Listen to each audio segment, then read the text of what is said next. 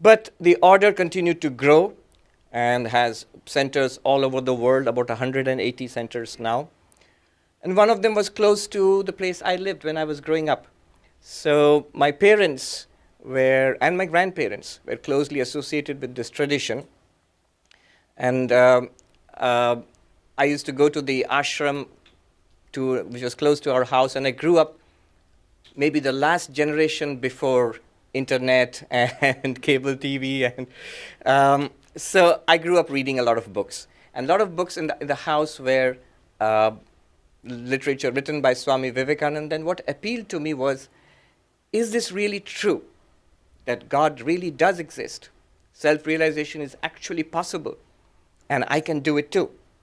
And so that sort of, I really hoped it was true. So because I really wanted to do that. And even when I was a little schoolboy, I always felt that this is what I should do in life. I didn't know too much about monasticism, but as I kept on visiting the monastery, I began to understand. Looking at these monks, I felt, wait a minute, these people, they're not, my parents, they have jobs and money and a house and cars and a family and people and things to do in life, and these people have nothing, none of these, and they are so happy and they are at peace.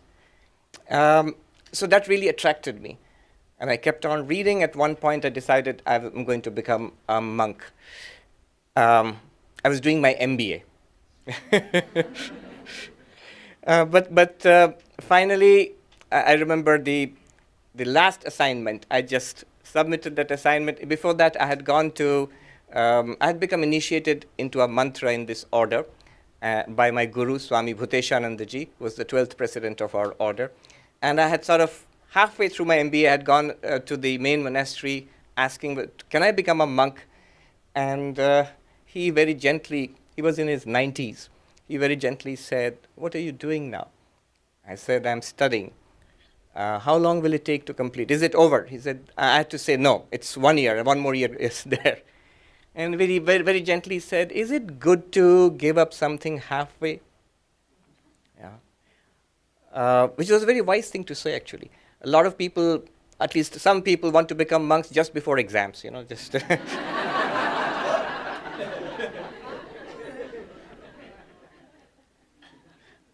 I was doing some research for a midterm paper, Professor Clooney's paper, and I found in the Imitation of Christ, it says, on the day of judgment, we shall not be asked what we have read.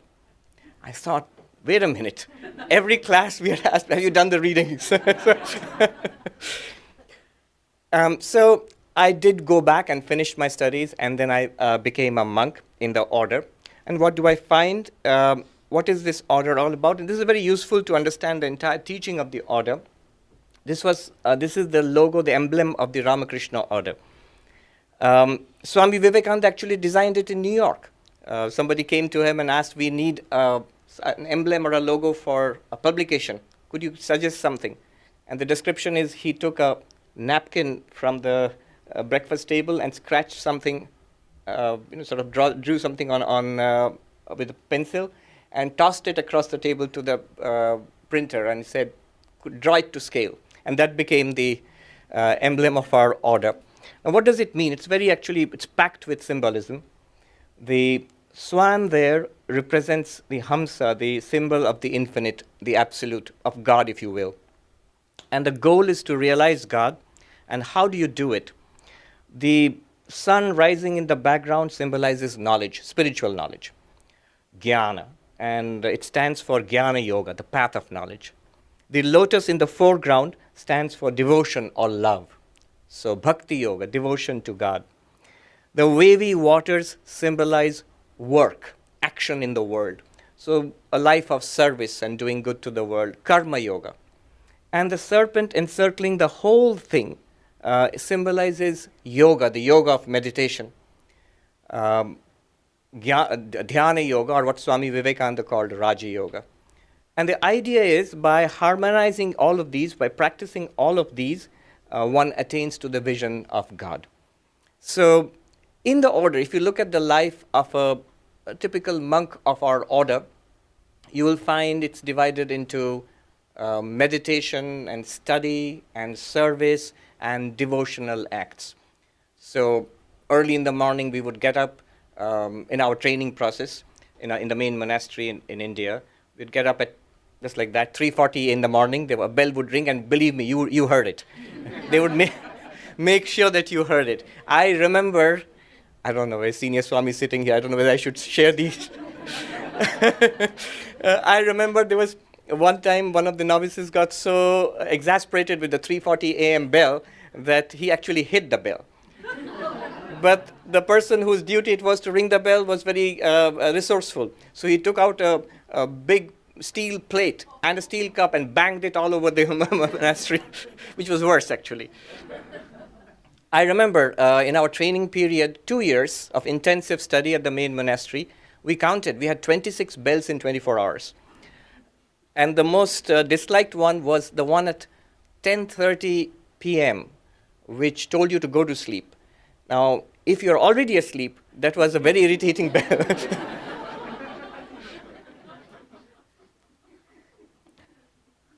So in our order, to become a monk, one spends 10 years or 9 to 10 years as a novice. You'd be dressed in white, and you have the sacred tuft of hair and the sacred thread, and you're called a brahmachari.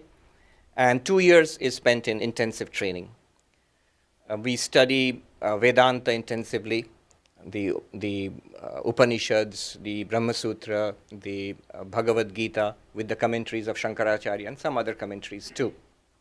Plus, we study other philosophical texts, the introductions to the orthodox systems of philosophy, Sankhya and Yoga and all of that, and world philosophy, other religions, at least an acquaintance with other religions. So all of that is done intensively in 2 years. But there is a whole process of study and service and meditation and prayer which goes on in all of the centers of our order. So what Vivekananda did, he introduced certain innovations. Service was a very big factor which he introduced. There was a lot of resistance from traditional non-dualistic monks at that time. So this is for householders, this is for people in the world. Why should monks run schools and colleges and hospitals and relief activities in famine or flood? But over the years, it transformed Hinduism in certain ways. For example, even right now, there are most ashrams, monasteries where there are monks. People go there, and one of the things they ask is, what kind of service activity are you doing? It's taken for granted. It's a revolutionary change, really. I mean, I can share with you that one of the Shankaracharyas, the 4 Shankaracharyas in different parts of India who are part of the lineage started by the original Shankaracharya 1200 years ago, he visited our main monastery, and we were novices at that time. We remember sitting around him, and one of the questions he asked was about the service activities and how they can start. This is amazing. This 1200-year-old, the Shankaracharya tradition, and they are asking how we can start service activities for the welfare of people. So this is one of the ways in which he changed it. What really do I find attractive in this particular tradition? I was thinking about it. One is this beautiful balance of discipline and freedom. For example, and it's important to me, there are no banned books. So I can read books of every tradition, whatever. I remember one of the first things that I asked one monk when I joined the order. I went to the library and he found this nice collection of P.G. Wodehouse. I don't know how many of you have come across. Very humorous books. I asked, can I read P.G. Wodehouse as a monk? I was a new monk. And the monk said something very interesting. He said, of course, you can read anything you want. But if I find you reading P.G. Wodehouse all the time, then there's something wrong with you. So there's this beautiful balance of freedom. And recently I read Ken Wilber, who's talking about why a lot of people, young people, especially in this country, they are drifting away from organized religion. So he makes 3 points. One is, he says, the clash with modern values. Sometimes organized religions, they tell us to believe something which we no longer believe in this age. It goes against gender equality or certain things. The second thing he said was that the violence between religions, this really is very off-putting. that violence, criticism, hatred between organized religions.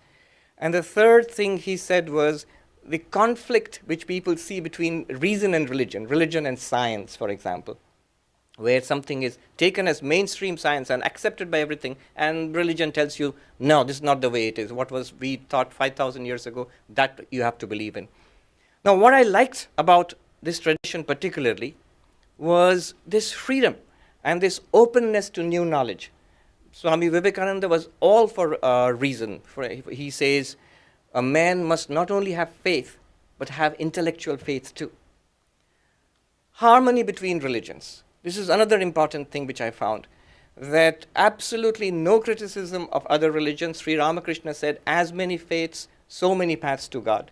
So very strongly, it's part of our tradition that all religions are valid and all religions are true and deserve respect, and we can not like an ivory tower separation from religions, but actually learn from other religions and enrich our own spiritual path.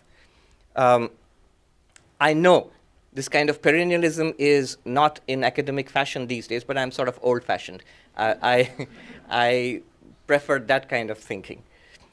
And openness to the values of the modern world. So this gender equality, we have a separate order for women. Swami Vivekananda thought about it more than 100 years ago. At that time, the burning issue back in India was widow remarriage. Should widows be allowed to remarry? So there was an Orthodox section who said, no, this is against religion. There was a Reform section who said, yes, they should be allowed to remarry. And Swami Vivekananda's answer was very typical. They asked him, which side do you fall on this issue? He said, why are you asking me? Am I a widow? They were surprised. No, but you must have an opinion on this side or that side. And his answer was amazing. He said, give freedom and education to women and let them decide what they will do, whether they will marry or not marry. This seems rather bland, but many years ago, I heard a historian in one of our institutions giving a talk. This lady, she talked about that issue 100 years ago, widow remarriage, and she said, it's amazing that a question which is so obvious to women, no man ever thought about it. There was one woman writer at that time who wrote, saying that I hear certain men telling me I'm free to remarry, and I can hear certain other men telling me I'm not free to remarry, but nobody ever asks me what I want. And if I'm asked, I would say, I want the same freedom that men have. I want education and freedom. So you see how Vivekananda, he just felt the pulse of what was really needed. So all of these ideas, I found it very appealing, actually. Here is a beautiful picture of the monks of our order taken a few years ago in front of the main temple. This is the temple of Sri Ramakrishna in India. So after 10 years, you take the orders and you become a monk, and your daily life is this harmony of meditation and service. In India, of course, we have a lot of service activities, schools, colleges, hospitals, even a university. Here, our service activity is basically teaching. Teaching, very interesting. The whole idea, there's no idea of conversion, that you have to be converted into from Christianity or Judaism into Hinduism. Absolutely nothing. I'm in that center, the first Vedanta Society, 125 years. It's been running there. And if today somebody comes and asks me, I want to be converted into something else, I wouldn't have the first idea to know what to do, So the idea is to teach these principles of harmony and high spirituality and let people broaden their approach to spiritual life. And then, so there is this meditation and study and service activities there. I have been in a school, I have taught school children, been an administrator, as Professor Clooney said. Devotional activities, prayer, there is singing. I'm a very poor singer. So and ritualistic puja. You will find all kinds of ritualistic pujas going on in Belur Math. And you will find ashrams like, there's an ashram in the Himalayas, in a place called Mayavati, with absolutely no ritual at all. You're not even allowed to bow down in front of a picture. So all of this tremendous variety of approaches to spiritual life you find in this order is again something that's very attractive to me.